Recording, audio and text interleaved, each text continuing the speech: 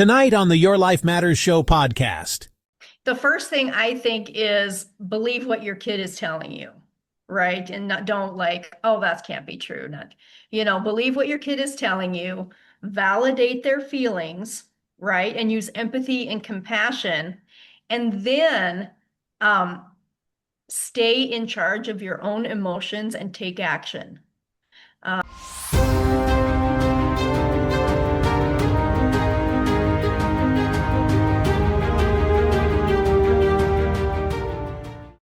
Welcome, everyone. We're so glad you made the choice to watch our show this evening and joining us for another episode of the Your Life Matters Show podcast with your hosts Steve Hodgson and Dr. Eric L. Davis.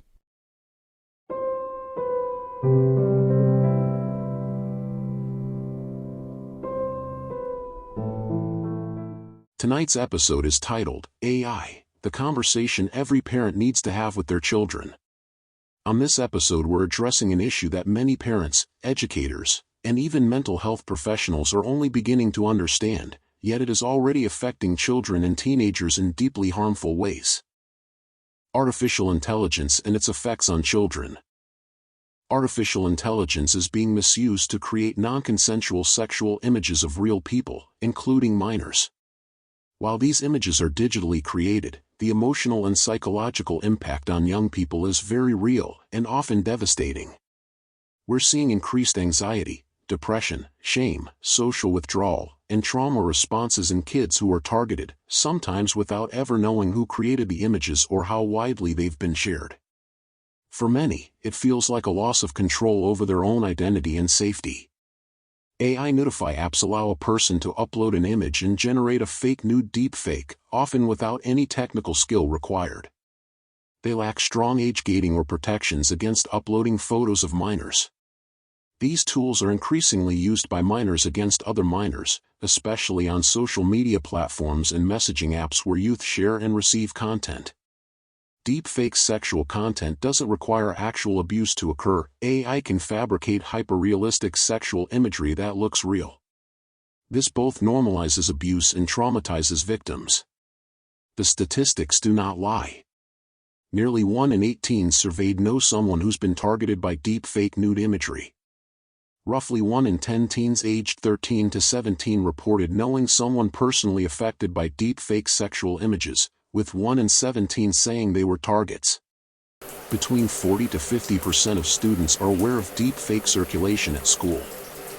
Reports of AI-related child sexual abuse material rocketed from 6,800 in early 2024 to over 440,000 in the first half of 2025. In Australia, explicit deepfake images of underage individuals reportedly doubled in just 18 months, triggering school and government alerts. Regulatory action in Australia includes threats of nearly $50 million fines against companies enabling student deepfakes. Multiple U.S. states have passed laws specifically criminalizing sexual deepfakes of minors. The U.S. Take It Down Act mandates removal of deepfake sexual images from platforms and creates enforcement mechanisms. Teen identity formation is tied to social media and peer validation. Being depicted in a sexualized deepfake can disrupt normal development. Like other forms of sexual trauma, victims may hide their experience due to shame, making timely intervention harder. Deepfakes are sometimes used in sextortion, where victims are blackmailed after a fake image is made. Such coercion often results in further anxiety and post-traumatic stress. This episode is not about technology mechanics. It's not about blame. And it's certainly not about fear-mongering. This is a mental health conversation, focused on awareness, prevention, and support. Before we begin, we want to let viewers know this episode discusses sensitive topics related to youth mental health and online safety. While we avoid graphic detail, viewer discretion is advised. Well, howdy, and welcome to the Your Life Matters Show podcast. I'm your host, Steve Hodgson, and I'm here along with my debonair co-host, licensed psychotherapist, Dr. Eric L. Davis. Well, we're going to go real tech today in this show, but it's something that we're probably going to be talking about more and more, which is artificial intelligence. Gosh, there's so many different topics we can do on artificial intelligence. But today we're really going to zone in on children and AI, because I think that's important. But like before we go into this episode, now remember, this is the time of year where everyone's making these New Year's resolutions. Okay, many of us, we never keep those. Come on, let's be real. But one of the resolutions you should be making and keeping is to take care of your mental health. Okay, we talk about that every single episode, your mental health. It's one of the most important, valuable things you can do for yourself and even for those that you love, because help is right here. I want you to give this a listen. There are moments in life when you look around and think, how did I get here? The stress, the heartbreak, the habits you never meant to build, sometimes it all piles up until you don't even know where to start. But you don't have to find your way alone. At Waypost Counselling, you'll find people who genuinely listen. People who walk with you, not ahead of you. Founded by Dr. Eric L. Davis and therapist Erin Davis, Waypost was created for anyone who needs a safe place to breathe again. They offer support for individuals, couples, addiction, and those painful life transitions that shake your foundation. And now, with Jeff Gassior, a problem gambling peer support specialist, clients can connect with someone who's been there. Someone who understands the fight and the hope that comes after it. And maybe the hardest part isn't admitting you need help, it's figuring out how to start. That's why Waypost makes counselling accessible from anywhere. Whether you're sitting at your kitchen table, on your couch after a long day, or in a quiet corner where you finally feel safe, you can meet with a therapist face-to-face through secure online sessions. You don't have to fight traffic, rearrange your entire schedule, or force yourself into a waiting room when you're already overwhelmed. Help can meet you right where you are. There's something powerful about being able to speak your truth from the comfort of your own space. With Waypost's online counselling, distance is never a barrier. Whether you live across Indiana or on the other side of the country, you can connect with Dr. Davis, Erin, or Jeff in a private, compassionate, judgment-free environment. For many people, that first step feels less intimidating when it happens at home, and sometimes that makes all the difference. If you're tired, if you're hurting, if you're ready for change, reach out. Visit waypostcounselling.com or call 317-762-0904 or 317-659-0179. Waypost Counselling. When life feels heavy, let someone help you carry it. Make the call today. Well, today's episode addresses something deeply disturbing, and it's deeply real, unfortunately. Now, the other day I received this disturbing email, and I'd like to read this to you. It comes from a petition website that I got. And the story, and this is exactly how the story read. A teenage boy sat on a school bus, casually opened his phone, selected a photo of a girl from social media, and used the AI nudifying app to create a fake nude image of her.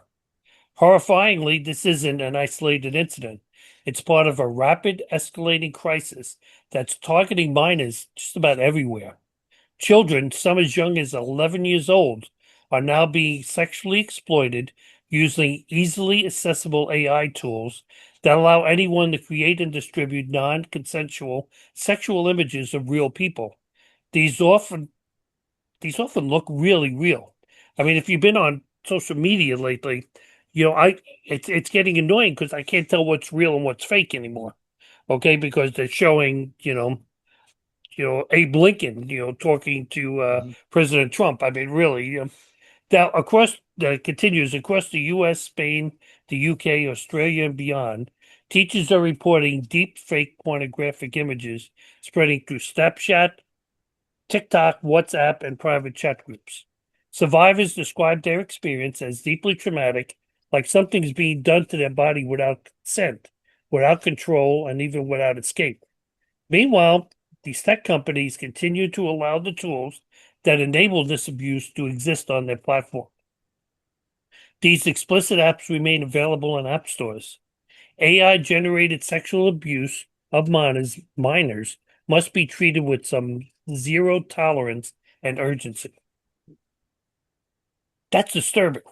Mhm. And I saw that in an email, and I was disturbed by it and said, okay, we need to look into this a little more. Now, children and teenagers are being sexually exploited using artificial intelligence. It's not through physical contact, but through technology. Okay, that creates realistic fake images of people without their consent. I'm going to put a link in the description here to a video that I was telling Dr. Davis about that I watched last night. And it's a wake-up call to parents that are putting so much information about their children on social media, videos and everything else. And these people did a AI generated image of their daughter like 10, 15 years from now. And they showed it to them in a movie theater and surprised them and let them know how, their identity's been stolen, your credit's been destroyed and everything else, because we just have no clue. We don't think about that. We think, hey, my Aunt Susie would like to see, a picture of, my daughter, first birthday, but we don't realize that all that information is not just going to Aunt Susie or relatives and friends. It's going public. And public means anybody can see that. Now, for the victims, the experience is described as a violation of their body, their identity, and their sense of safety, even though nothing physically actually happened to them. Now, these images spread through schools, social circles, online platforms in ways that are impossible to contain. And for many young people, the emotional impact is devastating. Anxiety, shame, isolation, depression, and trauma responses that mental health professionals recognize all too well. Now, I want you to understand this is not a technology program alone. It's not one of these kids will be kids issues either. This is a mental health crisis, one that parents, educators, clinicians, and communities are struggling to keep up with. And I promise we're going to delve deeply into that tonight. So, Dr. Davis, from a mental health perspective, why does AI generated sexual exploitation feel like a real violation to victims, even though nothing physically happened to them? Because it still is a real violation, and that's because the brain experiences it as a violation of identity and bodily autonomy. So even without physical contact, that's an image of their body, their face. It's basically it's traumatic because something is being done to them that they're not consenting to. And even if somebody looks at the image and, another kid looks at and knows it's AI generated, they still have an image of that person doing that. And somehow or other, that's going to be related on to that child and for no reason whatsoever. So, how does this type of non-consensual image abuse affect a child's sense of identity, safety, and control during, they're in these critically developmental years? It's got to It affect them big time. absolutely it disrupts the identity. Kids are in the process of forming their identity. So if you think about that, an 11-year-old, or something where um, they're trying to figure out who they are, and this can kind of throw a wrench in that. One of the things too is, when their image is weaponized, it teaches the brain that visibility equals danger. So that can be a traumatic response, and it just can relate in or result in a fractured sense of self. So, what kind of trauma would we expect to see in young people who have experienced this? Typically, anxiety, panic, avoidance of school or peers, isolating, um, depression. These everything that we would see clinically mirrors a trauma response. Because that's what it is. So let's talk a little bit about that psychological impact and the trauma. So, how does shame show up in these cases? And why does it often prevent kids from telling a trusted adult? Because I would think the first thing I would want to go, "Mom, I think I want you to be there," and Yeah. yet they're not going to their parents. Well, with shame, so shame convinces kids that they did something wrong, even when they didn't. And then a lot of times they'll feel punishment, disappointing their parents, losing access to their phone or friends, and basically shame tells them if they know, I'll lose everything, you know? I would rather they know and could probably put a stop to it better than I could. Yeah. Because when a child, and I understand they're too young to realize that they're not going to be able to stop it, and it's only going to get worse. Mhm. So, are the emotional effects similar to those that are seen in survivors of real sexual abuse? Things that happen in person, and where do they overlap? So they definitely overlap in terms of powerlessness, fear, loss of control. Both involve boundary violations, public exposure, and threats to safety. The overlap's strongest in shame, distrust, and being hypervigilant, but that's a standard trauma response. What about long-term mental risks, mental health risks, that really aren't being, addressed really quickly or even appropriately for that matter? I mean, it can definitely result in problems later on in life, like chronic anxiety, depression, post-traumatic stress, substance use. Untreated trauma really reshapes how a person perceives safety or what is safe to them. So let's try to walk through this a little bit. What happens psychologically when these images circulate in a school environment where, I mean, really escape feels impossible? You're stuck in Mhm. the school. Yeah, yeah. So I mean, what happens then is the brain enters survival mode, because that's what we do when there's danger. And then for the child, school's no longer going to feel safe. It feel like a threatening environment, um, and it basically can lead to all sorts of negative feelings, shutdown, aggression, etc. You know, Unfortunately, teachers and counselors and stuff have so much going on, but that's really a lot for them to see unless it's really standing out. All of a Yeah, sudden, vibrant Judy, is now quiet Judy, who yeah. sits in the corner by herself, and you know, usually it's too late, or I should say it's too late, but it's really late in the process at that point. So, peer judgment and silence that only compounds the issue Yeah. for those victims. So what signs should educators and school counselors look for that might indicate a student has been targeted? Um, feeling depressed, separation from friends, isolation. Just I always say if a person is not acting like their self, you know, that that typically, that to me, that warrants just a check-in.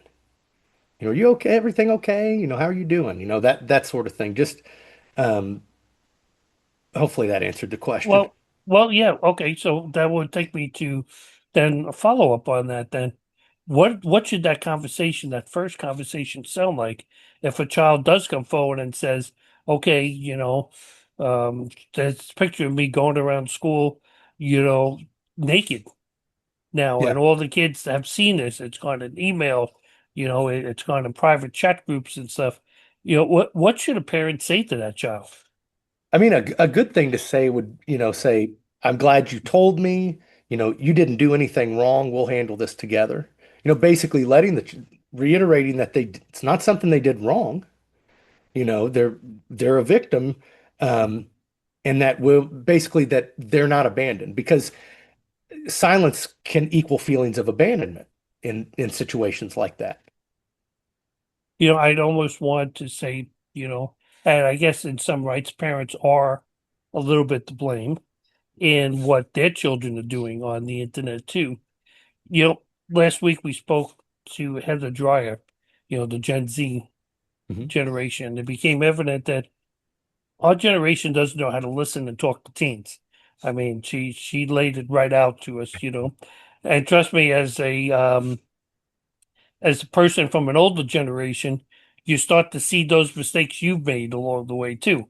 Sometimes because we, instead of interact, we react sometimes, which is like really bad. Uh, we stop listening, yell, and freak out. Um, what responses can unintentionally make things worse when a parent is just trying to do what's best Right. for their kids? Definitely, like yelling or interrogating the child, because what that does is it creates a culture in the family of I can't tell them what's going on with me, or I might be in trouble. Hmm. So it creates a culture of silence. Um, but definitely, leading with love, safety, acceptance. That's what the first conversation should look like. Well, as we've been talking today about how children can be impacted when they feel targeted, unsafe, or confused, whether that happens online or in their everyday lives, it's important to remember something. See, while technology may change, the emotional impact on children does not. Fear, shame, loss of safety, and not knowing who to trust are experiences kids have faced a long time before screens ever existed. That's why we wanted to bring in someone who works closely with children and families every day, especially with younger kids, helping parents create emotional safety, trust, and resilience at home. Joining us is Monica Nave. She's a former therapist and current school counselor, as well as a parenting educator and consultant.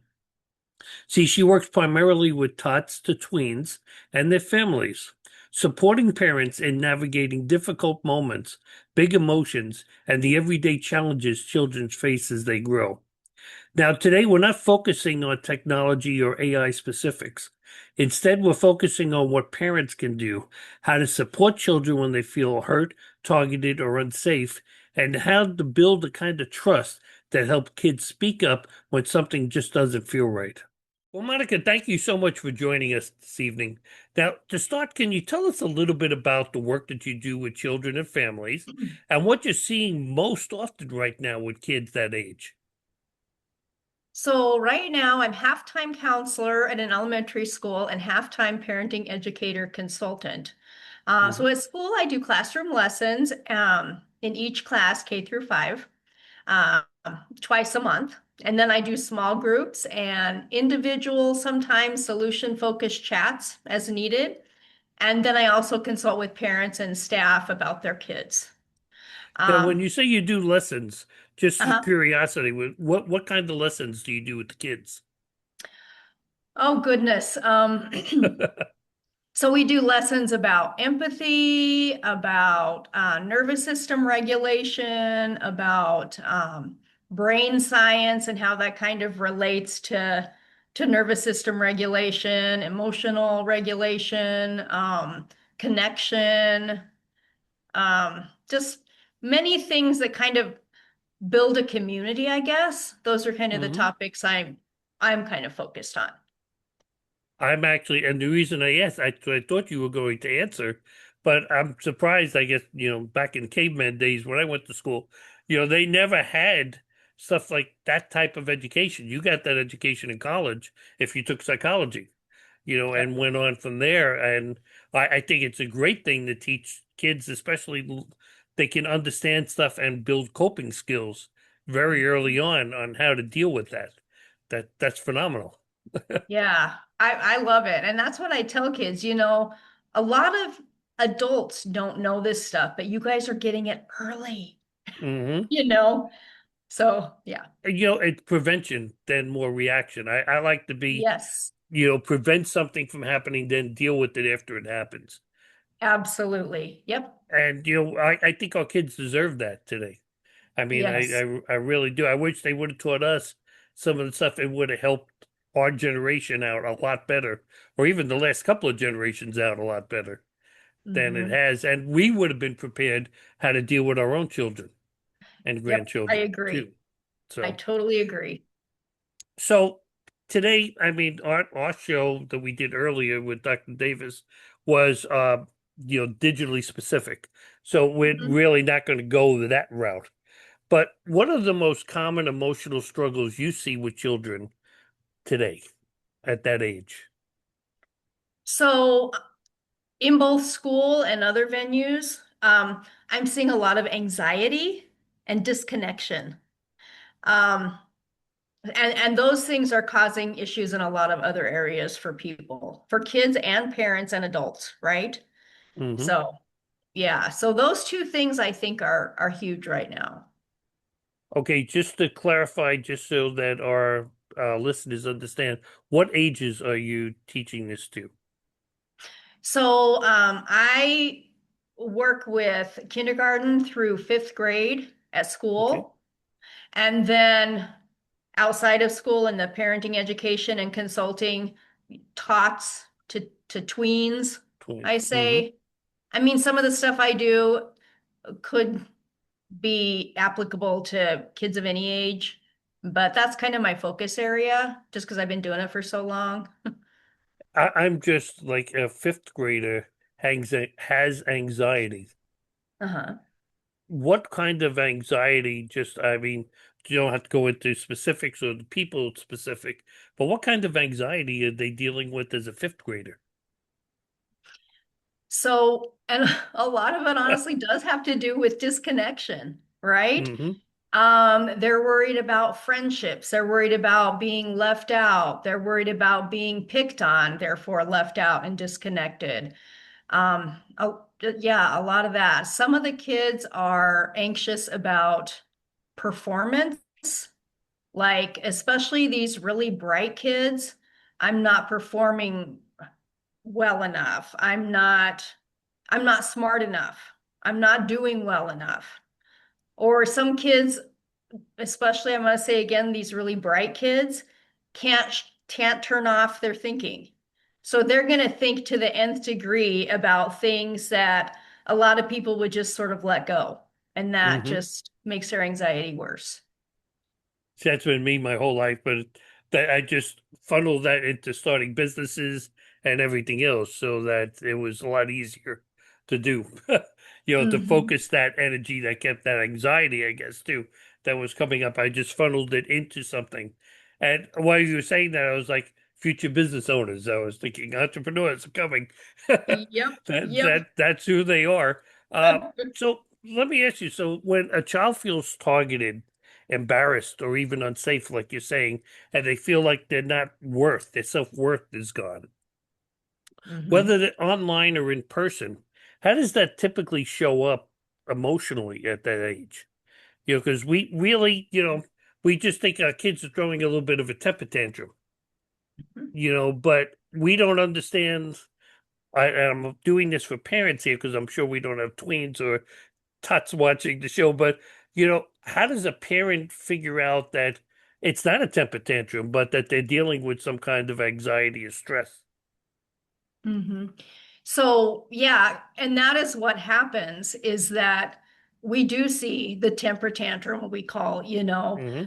because I see two directions that kids who are distressed go in. And one of them is to aggress out. So, kind of acting out, temper tantrum, kind of toward other Right. people.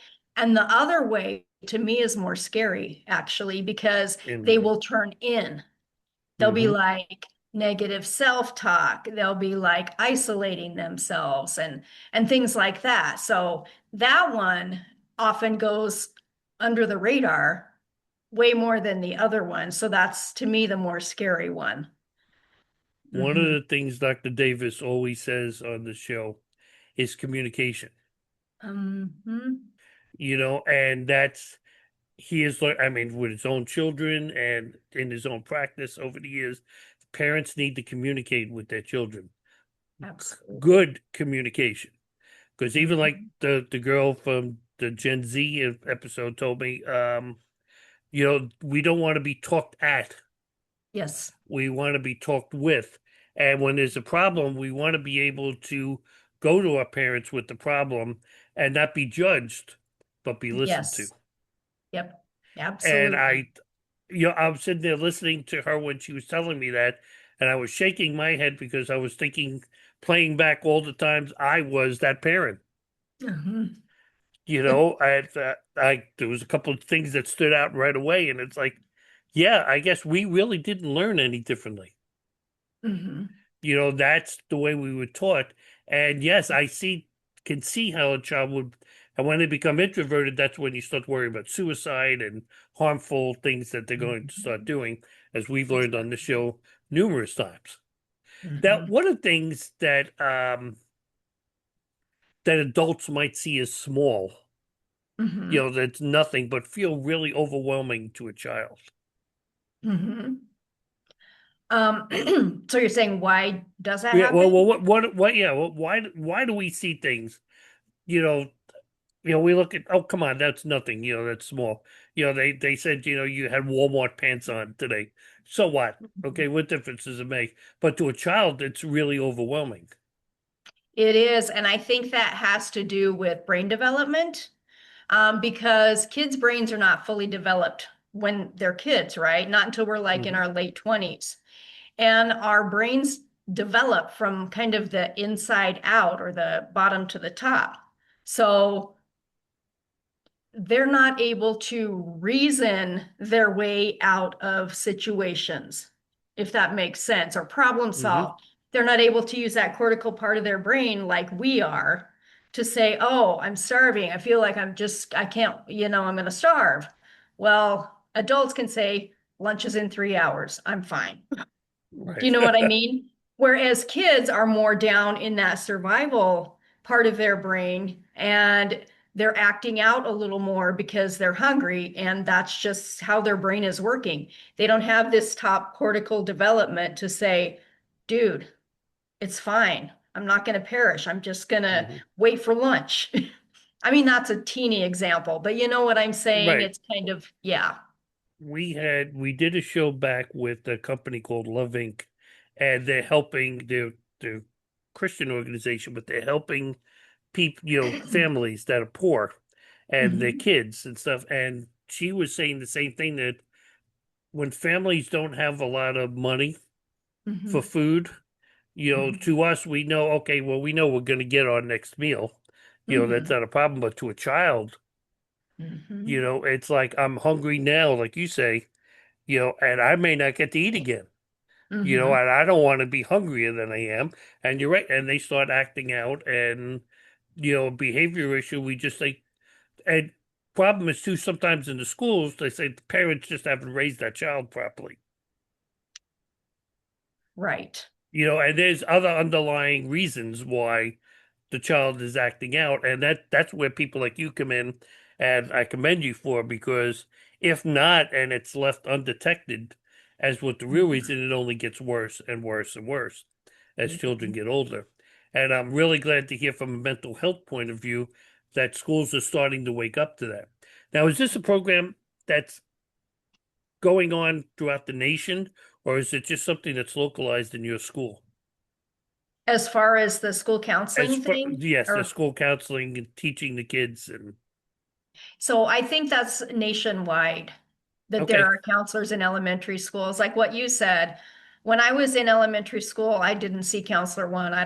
I never had a school counselor then till I neither got to did high I. school. Yeah, Yeah, yeah, high but school I had yeah, a counselor. Yeah, and I think I saw him once in the 4 years I was in high school. yeah, about So career stuff. Yeah. yes, exactly. Yeah. You're doing okay, Steve? Okay, that's really good. Your marks are okay. That's good. Okay, you seem to have your head screwed on straight. It was nice seeing you. If you need me, just set up an appointment. And that was it. If you asked me what his name was, it was the same person for 4 years. I can't tell you today what his name was. I can tell you every other teacher, every other administrator, but guidance counselor, no clue, none whatsoever. And I think we really should have had more of that when we were growing up. Hmm. Um, what are some of the early emotional or even the behavioral signs that a child is struggling but just doesn't have the words to explain what's going on? Well, I think there's always underlying things. Do you know what I'm Hmm. saying? It's not like, why are you doing this? Why are you doing? It's more like, what has happened to you? What is going on? What are your circumstances? And I always tell adults, whether it be like parents or even staff at school or something dealing with kids, watch for changes. So like watch for changes in body language or the kid's interests or the kid's friendship circles, because changes can often signal distress in kids. Right. They're Yeah. not suddenly going to turn goth and, start wearing all black. And so, it's subtle changes that Mhm. if we want to catch it early, we have to be aware of the subtle changes. And again, I still think it all goes back to communication. If you're communicating with the child, then, that's going to help a lot. Yeah, for sure. Why do many, this is actually an interesting question Dr. Davis and I came up with. Why do you think children hesitate to tell adults when something feels wrong or really uncomfortable? So it could be several reasons, right? They may not want to make a big deal out of it. They might not want to make somebody worry. Like, I'm not going to tell my mom, she's got enough to worry about, or something like that. Mhm. They may feel like they're at fault for whatever it is that they're concerned about, and they don't want to get themselves or another person in trouble. And these things might come from their own thoughts, or they might come from somebody either telling them verbally or non-verbally to not tell. Right. So, yeah. Yeah, and I can see that, and a young child doesn't know any different, that, Mhm. and bullies and stuff, if we looked at it from a bullying point of view, yeah, tell somebody and watch what happens to you, you know, Exactly. type of Yep. deal. So yeah. Now, shame and fear, it quietly takes hold in young children, even when they haven't done anything wrong. How come that happens to kids? I mean, you've said a lot of things, that how we internalize stuff as a Mhm. child, but why did is it because our brain hasn't developed enough at that age to realize that, we shouldn't feel shame or fear as a kid for something like that? Yeah, I mean, like we were talking about the brain development before, it's kids are not able to reason these things through like Hmm. adults are. I mean, they have a cortical part of their brain, but it's not fully developed, and it's not developed linguistically. They can't like name what happened, obviously, or and they can't reason through it like we can as adults. Yeah, Most and adults. so yeah, Most exactly. adults. Yeah. Yeah. And so often they are in their survival brain. If something happens to them, kind of a traumatic thing, and trauma can be from anything. It's about when something overwhelms our ability to cope. That's when trauma happens, right? So Hmm. something that's traumatic for somebody might not be traumatic for somebody else. But when somebody is in this trauma sort of brain set, they're in their survival brain. And some of that is freeze. It's like fight, flight, or freeze, right? Hmm. So part of freezing is just shutting down and not saying anything and isolating yourself and kind of like, oh my gosh, I'm alone in this. Um, yeah, and I think another part too is that they're accustomed to taking responsibility for everything that happens to them and that happens to other people. Oh, my parents got divorced, it's my fault, or whatever. And they take on this responsibility, and 99% of the time it's not their responsibility what has happened. So, And, as adults, we don't think the child is going to understand mhm. some of, like, let's just say with parents breaking up or something, they don't Uh-huh. feel the child's going to understand. So they don't really sit down and explain to them, listen, buddy, this isn't your fault, Mm-hmm. that's taking place. And, all they see is, mommy and daddy arguing with each other, you know, fighting with verbally, physically, etc., and then breaking up, and they think, well, it's me. It's because that I did something that caused that, and I don't think as adults we really pay too much attention to that. Mm-hmm. So, Absolutely. And that is actually going back to if I could just for a second yeah, to, sure. Yeah. yeah. So in school, that is one of the groups I actually do the small groups with kids it's called FISH, Families in Separate Homes. I made it that so that kids want to come. But it's about changing families and when parents are living in different houses.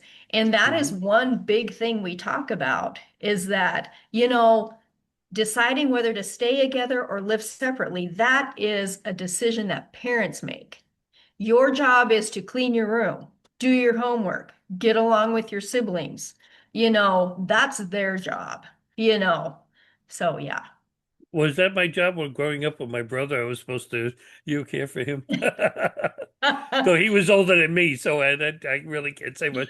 But I mean, my next question really basically goes back to the communication. Hmm. Um, when a child comes to a parent, with that concern, what kind of response helps them feel safe enough to continue talking with the parent? You know, because I can just see, and oh, don't worry about that. That's a parent, that's not for you to worry about. Well, if you shut them down that way, they're not going to continue talking with Hmm. you and expressing, well, yeah, but okay, it may be, but I'm feeling this, and that. You're not going to get. Right, because now they're shut down. Yep. Right. So how should a parent express that to their child to make them So feel safe? the first thing I think is believe what your kid is telling you, right? And don't like, oh, that can't be true. Not, believe what your kid is telling you, validate their feelings, right? And use empathy and compassion. And then um, stay in charge of your own emotions and take action. So a lot of times what happens is, especially in like really serious, situations, serious even to adults, adults will just take on that kid's um, emotion so much that they just fly off the handle and go out of control instead of actually making a productive um, solution and making a productive move toward a solution. And then the kid sees, oh my God, I'm never going to talk to them again. But yeah, so I think believing your child, validating their feelings, using empathy and compassion, and staying controlled yourself, and then taking action. Yeah, and that's if that should be in parenting 101 handbook. Right. But but as we know, there is no handbook on parenting, unfortunately. So Right. what are some meaningful parental reactions that can unintentionally shut kids down emotionally? We just talked a little about some of it, but I mean, what specific ones are a definite no that we should never do?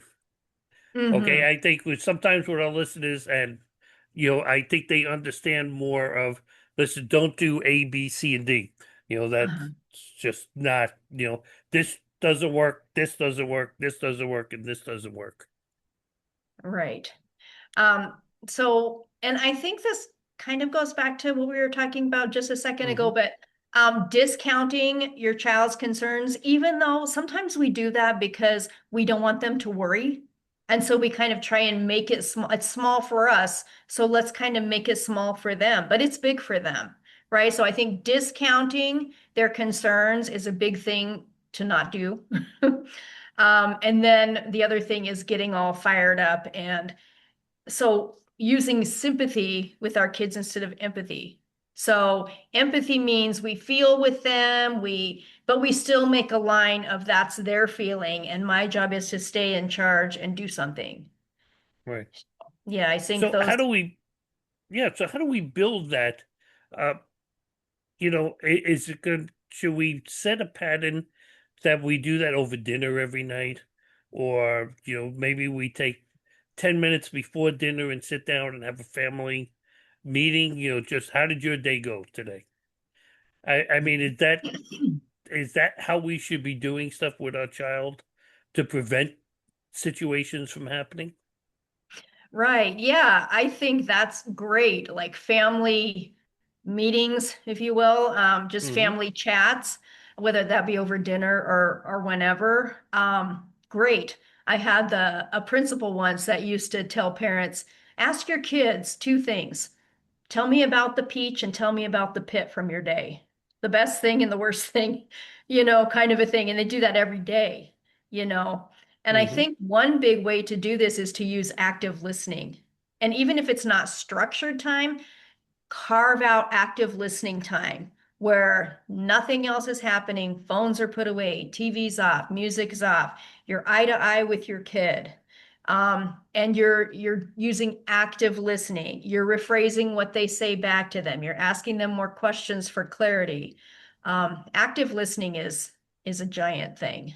I think also unconditional love for your kid. No matter what they do, you're going to be there. You can hold them accountable, but at the same time, you're not going to punish them, for making mistakes. I always used to, I always used to tell my kids, they would come to me and they would tell me, "Oh, mom, I did this or that." And I'd say, "Well, did you learn something from that experience?" And they'd be like, "Well, this is what I learned and blah, blah, blah, and this is what I'll do differently or whatever." And I say, "Okay, then that mistake was not wasted, was it?" So that's kind of more of a Hmm. growth mindset to kind of put across to our kids, I think. I hear so many times on some of these TV shows, well, he was a good parent, he's a great parent to his kid. Yeah, he goes to all the soccer games and but Uh-huh. how much time have you spent with the child itself? Not at his sporting events and stuff. How much time have you sat with him Yes. and talked with him and even I know I grew up in New York City, but I also lived in Indiana for a number of years. And the big thing there was fishing. Was what? You I'm know, sorry. fishing. They'd go Oh, fishing. fishing with the child.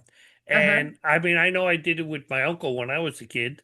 You went out on a boat, just the two of you, and you Mhm. talked when you had Mhm. it's your alone time. And that to me is more being a good parent than just showing up at a soccer game. Mhm. I mean, the kid's going to remember that time a lot more than they're going to remember, you just say, yeah, you're sitting in the crowd. That's my boy. Uh-huh. Uh-huh. So, Exactly. Yeah, because it's group to group. It's the players and then the parents. It's not one to one, your kid and yourself. Yeah, I see what you're saying there. yeah. So how do you, to a younger child, how, how do you talk to them about setting up boundaries or, their own personal safety? It So was, this is one of the other lessons that we do in school with K through 5 is personal safety, right? And child abuse prevention, honestly. hmm. And so for kids in the tots to tween range, which is what I have, it just looks like simple age appropriate conversations that teach about privacy, which means only for one person. If something's private, it's just for one person. About how private body parts are covered with swimsuits, about how nobody should be touching or looking at private body parts. And then we also talk about the exceptions, like can babies change their own diapers? No. Well, do they need help? Is that inappropriate or is that just parents helping kids? And so it Right. kind of helps them to say, wait a minute, you know what I'm saying? Wait a minute, my mom's changing my baby sister's Right. pants or Hmm. something. And then also having your kids know who their safe adults are in different locations. Like who are your, and this is what we work on in the same lesson too at school, from a school perspective, who are your safe adults at school? And then I tell kids, everybody will have someone different. A safe adult is someone who you feel comfortable to go to if you have a big problem or if you need help with something, and that they will listen to you and help you. And everybody's safe adults are different. And then we start naming off who are your safe adults at school? Who are your safe adults not from school? It might be people at soccer. It might be people in your house. It might be people in your neighborhood. So that's like a really giant thing too, I think, safe adults. And then for the older kids, um, older, I'd say, maybe fourth and fifth grade, I also teach them about kind of trusting themselves and what that feels like when you have kind of this inkling that something is not right or something's wrong and you just can't put a finger on it. Go to a safe adult and never ignore that. Never ignore that feeling because there's a reason why that's there. And that's your signal to go talk to your trusted adults. See, I think So, if children like you're teaching now and you're talking about now were taught that, I think the first part of our show about these like nudifying apps on mhm, AI, children would already understand that's a boundary you don't want to cross with mhm. people already. And that's why I said I think that's why I asked you if it was nationwide, this Uh-huh. program that you're doing, because if I mean there's always going to be that one bully who doesn't care, Uh-huh. and what's the best way I can hurt little Johnny, or Mhm. little Sally, and of course they're going to find something like this. Um, Uh-huh. but for at least children understanding that, hey, this is a boundary, that was crossed, and Mhm. I need to seek advice on this, and not Mhm. just eternalize, because I think that's what's happening with a lot of the people that this is happening to, even teens for that matter, Mhm. that this is happening to, they internalize it, and that's when you get to suicide and everything else that's there. So, Absolutely. And I always tell kids too, it's your job to tell me when you have a concern or you have a worry. It's my job to do what is necessary to get you safe again, to make you feel right. safe. So that's how, yeah. So let me ask you, when a child has been hurt emotionally or socially, what helps them begin to heal and regain confidence? So, and I know I say the same thing over and over. It's kind of Mm, like the theme, but unconditional love from parents, like it does not matter what choices you make, what's happened to you, anything. I have your back. I have your back, period. Because often in situations where kids have concerns, like we talked about before, they think they've done something wrong or they're ashamed or afraid to tell their parents, right? right. Um, and then I think another thing too is this is a little bit off subject, but related, is parents modeling self-care so that when the kids see their parents modeling self-care, kids are like, oh, okay, mom reads for 10 minutes, or whatever. I could do that. I could do something I need to do. And also, it takes the burden off of the kids because they know my parent is solid. They take care of themselves, they're strong, they can handle this. So I don't have to shoulder this myself. I know the regular listeners will remember even the, I wish I could remember her name off the top of my head, the Gen Zer, was, she said the same thing, when growing up, if your parents are telling you don't do drugs, Uh-huh. and stay away from this stuff. And then, you're in the other room and you smell the pot coming out from underneath the door, in the room, you have to, kids are like sponges. Oh, They're yeah. going to soak up exactly what they're learning. It's funny because it's a show partially about AI and children, but AI is a sponge. The same Uh-huh. way, it's just soaking up information. And so are children. Yes, And, they are.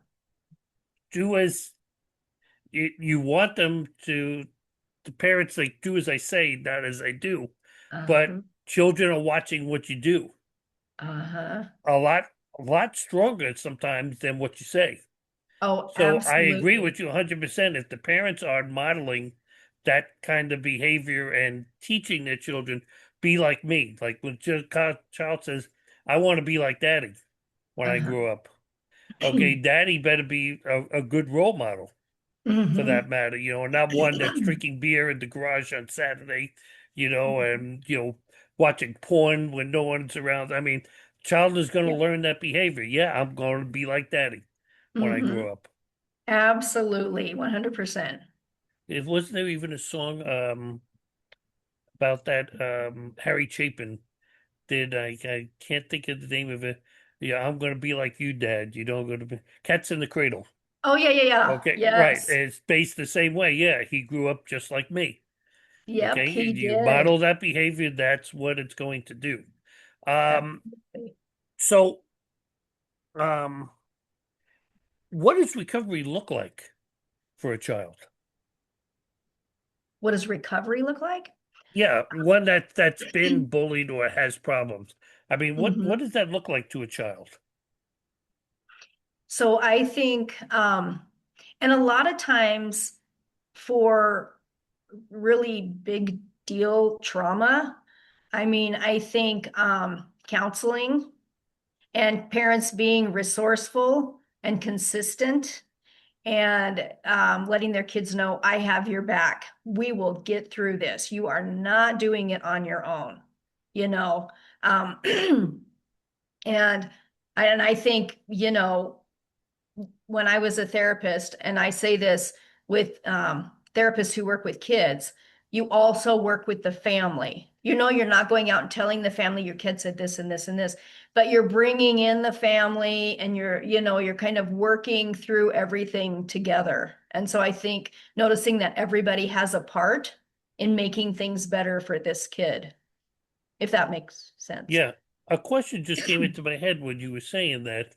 A lot of times, if a child does something wrong in school, Hmm. the principal and the teacher bring in a parent, Hmm. and little Johnny did A, B, C, and D. Do they include you in those meetings? Yeah. Okay. Yeah, they do. They do because yeah, because I'm the person that's there to say, you know what? I know this looks like a lot of acting out, but it might be something more like anxiety, or it might be something more like, depression or something, because those things look like Hmm. temper tantrums, and they look like, different things that behavioral people see, you Right. know? Well, yeah, again, Uh-huh. as I say, because I think a lot of the parents and our older generation was not brought up to watch for stuff like that. We Mhm. just, little Johnny is just acting out. That's the way he is. Uh-huh. I was like that when I was a kid.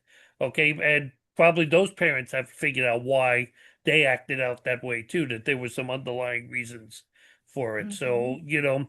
yeah, and I'm not blaming parents either. Okay. Mhm. Again, if you don't have the manual in front of you, to understand, and that's one of the reasons people keep asking, why do I do the show Uh-huh. all the time? It's because I don't think right now in today's day and age there can be enough or too many shows on mental health.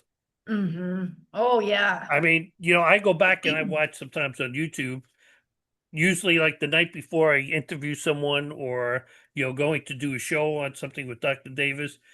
I'll go through and I'll search the topic on Uh-huh. YouTube, and I'll watch a couple of videos and see, what people are talking about. But one of the things I see right away, I was an auditor in life for a while, what how many years ago the show was up there? 4, Uh-huh. 5, 6 years ago. This topic was being discussed, yet it's a topic that's trending today. Uh-huh. And it's like, okay, but you'd only find 3 or 4 or 5 videos on that topic. Mhm. And I think if we started educating ourselves a little more, it's going to help dramatically. Because right now, I mean, heck, I don't want to go into politics today, but what we're seeing happening in the world today, just a lot of it, we just have to step back and calm down a little bit. And I don't think Mhm. we understand how to do that. I think Mhm. we're constantly being programmed to do something different. Yes. Yes.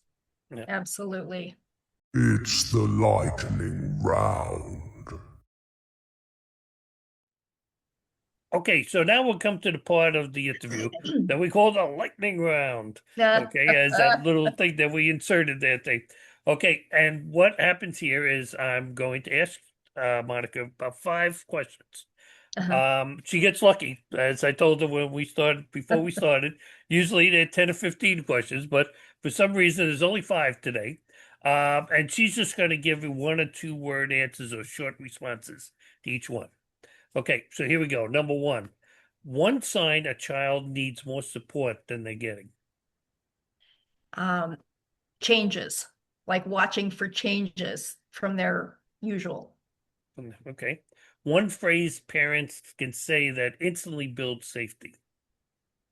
I've got your back. My answer would have been, I hear you. I hear you. But Yes, yeah. We used to say absolutely. that at my job when I used to work in New York. I hear you. Okay. In other words, and I was just always saying, I hear what you're saying, and I Mhm. get it. So, yeah. Okay. Number Exactly. 3, one mistake you see parents make when kids are upset. I'm going to cheat and say two things. Okay. Either discounting their concerns or going over the top with parental emotion. Okay, now I'm gonna do something I don't normally do. Okay, but you cheated, you gave me 2 answers. So I'm gonna cheat here, okay? And stop. Uh, Give me an example of each of those. Um, oh, you don't feel like that. You're too smart for that. You know that's not true. Mhm. Um, they don't know what they're talking about.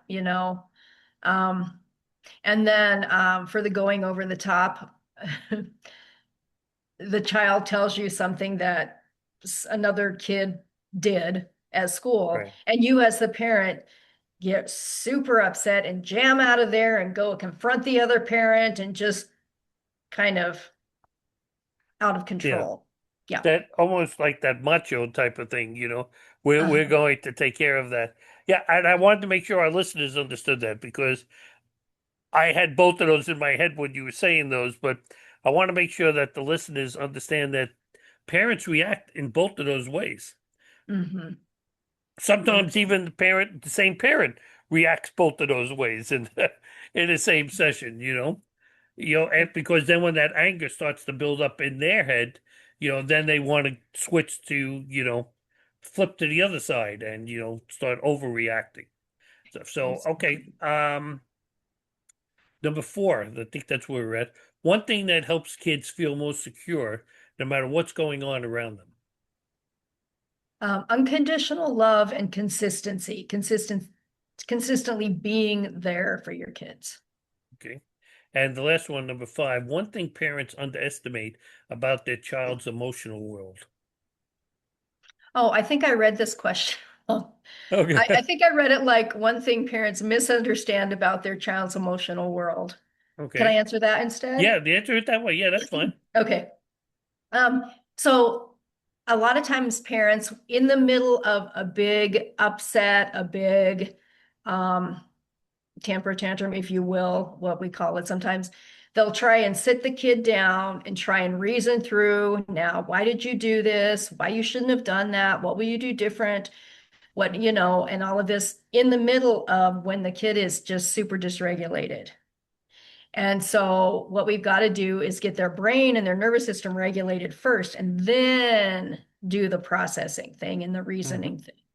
So, Okay, I got 3 final questions for you, not lightning round now. Okay, 3 final okay. ones. Okay, from your work with families, what do you most want parents to remember when they worry they're doing it wrong? So it's just like when we want to teach our kids that when things don't work or you make a choice that doesn't work, learn from that and use that to make things better going forward. Not shame on you. You shouldn't have never done. What do you think you're doing? And we want to do the same thing for ourselves, right? Oh man, that didn't work. All right, well, what can I learn? Let's see, what didn't work? How can I do it differently? And how can I make it better? And that's just life going through, Mhm. right? We do things, they don't work. We move to a better place from what we learned. And that's kind of Well, life. we actually hope that parents will realize that what they didn't work Yes, and just not consistently just do the same thing over and yes, over and over again too. So, very uh, good point. before I ask the final question, okay, you mentioned when we started this interview that you're a part-time, counselor in the school, but you also run a part-time business also on the side too, which is called Butterfly Effect Parenting. Tell us a little about that.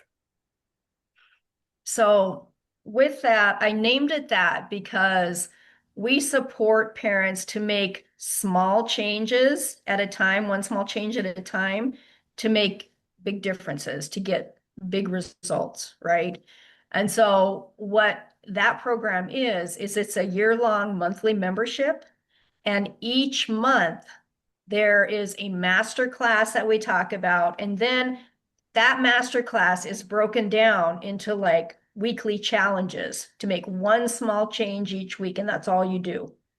And then one small change the next week. And it's kind of building up over time with support, making small changes to get big results, to decrease stress in your parenting and add more fun back in. Now, where would someone find this on the web?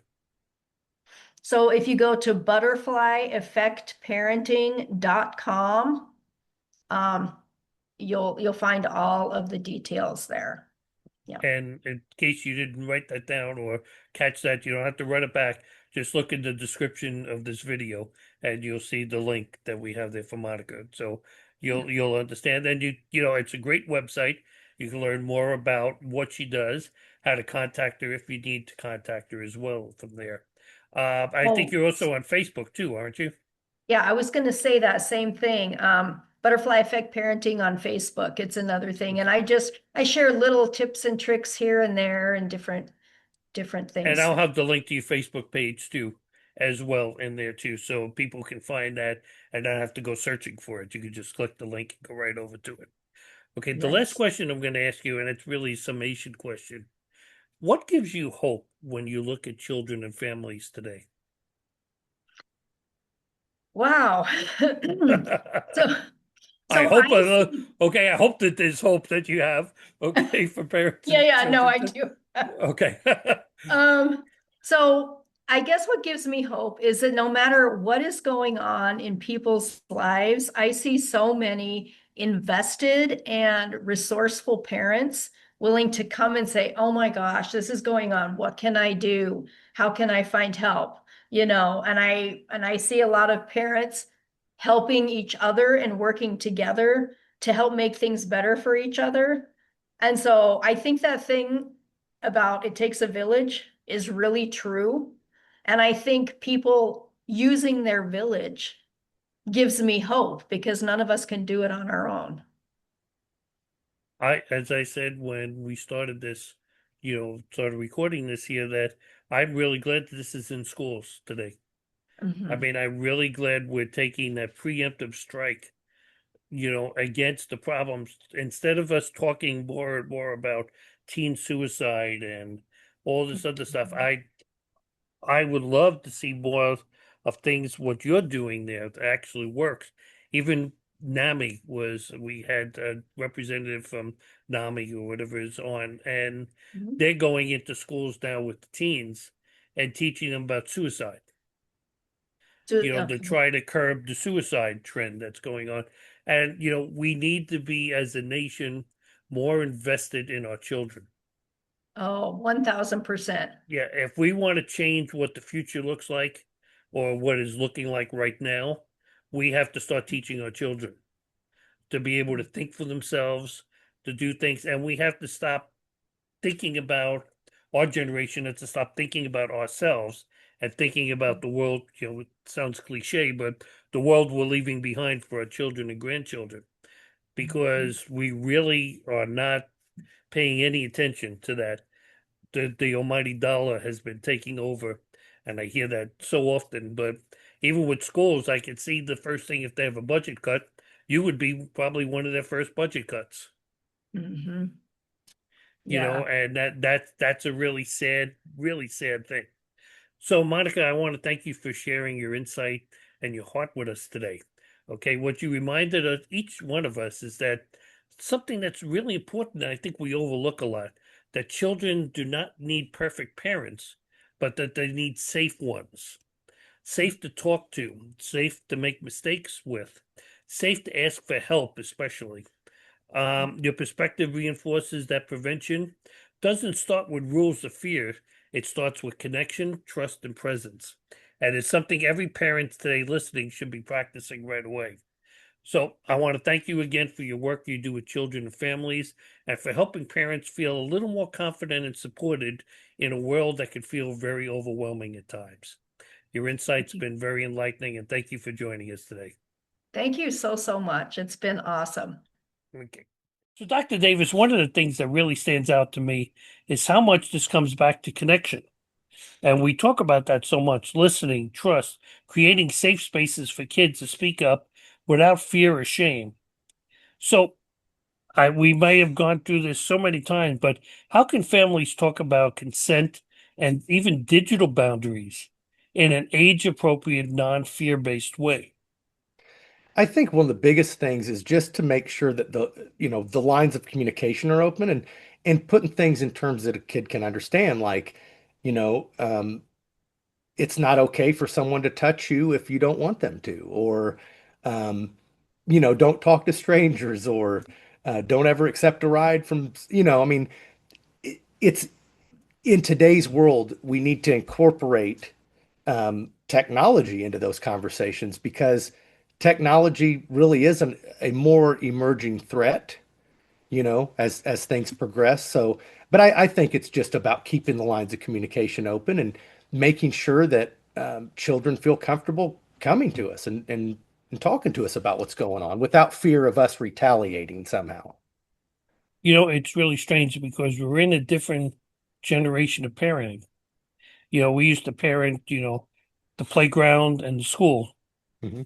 but we're not there or can see the online world that these kids are living in Yeah, too. We talked about how much, we spend time on social media even before we did this interview. yeah. We try to limit that time. Um, why is early mental health support critical in these places? you know, Even the incidents, even if it only seems like it's happening online only, Mhm. you know, why should, what's the importance of, put it that way, of getting mental health support early? I think because it's a newer thing, number one, where it's kind of an emerging problem. I mean, it's definitely a problem, but it's emerging, it's a recent Hmm. problem. And so I think that a lot of times with new problems, um, individuals aren't sure how to handle it or what resources are available or what the best course of action might be. Whereas a lot of behavioral health professionals have to stay abreast of those things because that's what we treat. So um, early intervention is critical because the sooner a problem is addressed, the better we can protect the person from that problem getting worse. So, do you think schools should do more educating I on think this and so. to offer a sense of safety?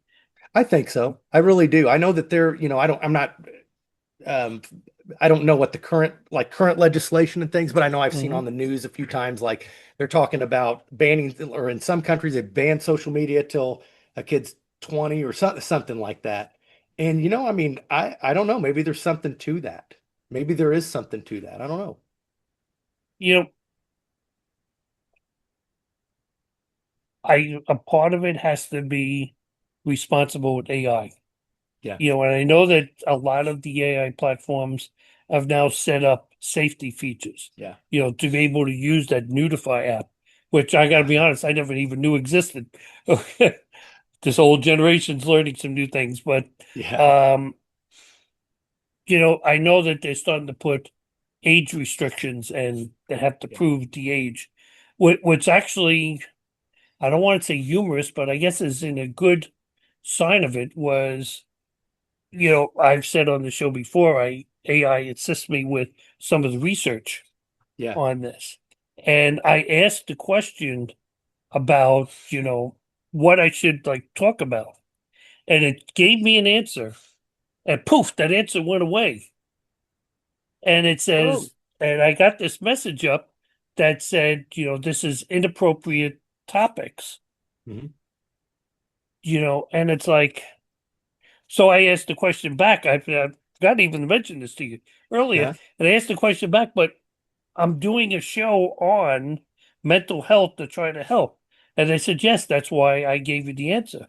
It didn't even realize that there's some kind of safety precaution that's set up in it actually kicked the answer out. Yeah. Even though it gave me a legitimate answer for a mental health podcast, whatever safety things were set up Yeah. blocked that. Okay. And it didn't even know that it was blocked. The computer that gave me the response didn't know another section of the computer had actually blocked it and had to go back and rewrite it differently so that it could go through. And Yeah. I said, okay, so maybe there is some technology in place to help protect kids and creeps that are out there, because we all look at AI, you use it, I use it for certain things, and we look at it as a good thing, but I Yeah. don't think we look at it how creepy there are probably people on there that are using it. I mean everything, rapists, thieves and everything else that have some really harmful intentions that are using Yeah. it, and it does not know any better. And I warn everyone that go look up. There's certain shows that podcasts, I don't want to mention any particular podcast, but some of the bigger podcasts that are talking about the dangers of AI. Okay, we need to pay attention to that. Really need to pay attention to that, because AI is going beyond what we feared. It's worse than that. Yeah. So, and these are people that are developing it are telling you that. So when they tell you it's not just a scare tactic, okay, this is actually something that's going Yeah. on. Um, what does rebuilding trust in a child look like if that's happened to them? It now that is an intricate process. So what I can say about trust is what's important for young individuals to understand is that you can't always trust everybody, number one. And I know that I remember being a kid and when that realization hit, it's kind of a sad, scary thing, but that's the reality is not everyone is out there with your best interest at heart. But when it comes to trust, people only listen to what we do, not what we say. And so, if I would tell, a young person, basically, if you can't trust somebody, don't have them around. Stick with the people that you can trust, that have your best interest at heart. And I think what's important is a parent has to not talk the talk, but has to walk that walk, Absolutely. because the child is looking at what you do, Yeah. not as much sometimes what you're saying, Mhm. but what you do. Yeah. And if you say, don't do drugs, and then you go in the other room and you're smoking weed, and that Mhm. smell is permeating out the door, or it's all over you when you come out, and the Right. child looks at it like, what a hypocrite, Yeah. and that's no matter what you tell them, the dangers of that is they're not going to hear that Yeah. anymore. And it's the same thing with, I really believe with AI and the entire internet. You know, don't be sitting there telling your kid, the internet's a dangerous place, and got to stay away from these bad sites. And then when they're not there, you're sitting there looking at Right. porn sites. Yeah. And the kid sees that, or sees it in the history, because remember, they're smarter than we are when it comes to computers. Okay, and they see what you're looking at, they're not going to listen to the words that you're saying, and not understanding why you're saying what you're saying Yeah. for them. So I think, if anything, I think that's a good advice for parents to take Mhm. away from this. Yeah. Okay, is And basically be involved. Parents be involved. Be involved in your children's lives. and That communicate. just simply being present is the most crucial thing, you know? Mhm. Well, a lot of people, I'm so mixed up with my own world. I work and everything else. Yeah, I take care of my kids. I take them to the baseball game and stuff. Mhm. No, but you're not involved. You're there, okay, my schedule says at 6 o'clock, I got to go to your soccer game. Yeah. No, talk about, how his practice has been going, when you're taking them to practice, something you need to work on and stuff, show more interest in other than the fact that, yeah, that's my son out there, Yeah. be the dad for them. Mhm. So, I know today's conversation wasn't easy, but it's a conversation that's necessary because silence is what allows harm like this to grow, and it's growing unchecked. What we talked about today is not just about technology. It's about mental health, safety, and protecting the dignity of our children. To any person who may be listening, any young person, or any parent listening on behalf of a child, if something's like this is happening to you, I want you to hear this really clearly, without doubt. Listen to my words with my New York accent. You did nothing wrong. This is not your fault. Your worth, your identity, and your future are not defined by something done to you without your consent. Now, let me say that again, that last part. Your worth, your identity, and your future are not defined by something that's been done to you without your consent. So, before I close this out, I want to give Dr. Davis the final word on this. If you're a parent, an educator, or a caregiver, start the conversation, not with fear, but with openness. Let kids know they can come to you without shame, blame, or punishment. And if you're a young person listening right now, help does exist and you're not alone. If you or someone you know is struggling emotionally or feeling overwhelmed, help is available. In the US, you can call or text 988, the Suicide and Crisis Lifeline, anytime, day or night, 24 hours a day. If you're outside the US, please reach out to a trusted local crisis service in your country. So, if you feel that this was an important issue, I'd like to see and hear more episodes like this. Hit that subscribe button and join our channel. Costs nothing to do so. Also, hit the like button and share the episode with a parent or teen who you think truly believes has to hear a message like this.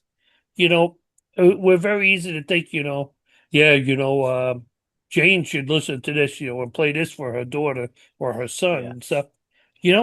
Hey, just share it with them. It could save a life.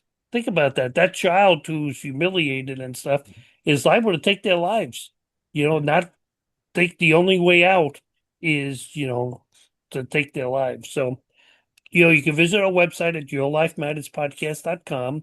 You'll find additional information about our show, and there's a form you can use if you'd like to be a guest on our show. Okay, we'd love to hear from you. And remember, you can also still buy the merchandise that's still out there. The Your Life Matters show pajamas, which we haven't talked about in a long time, and golf ball. One of these days I'm going to come on the show sitting wearing the pajamas and holding a golf ball, just so you can see what you can have. So this has been the Your Life Matters Show podcast, because your life matters, your mental health matters, and protecting our children is what really matters now more than ever. God bless you, and we hope to see you next time. Thanks, everyone. Thank you for joining us for this week's new episode of the Your Life Matters Show podcast. Please be sure to join us again next Thursday for another great episode with your hosts, Steve Hodgson and psychotherapist Dr. Eric L. Davis. Please remember to subscribe to our channel if you have not already done so, and hit the like button and leave a comment. Your help with this helps us reach a wider audience that may need our help.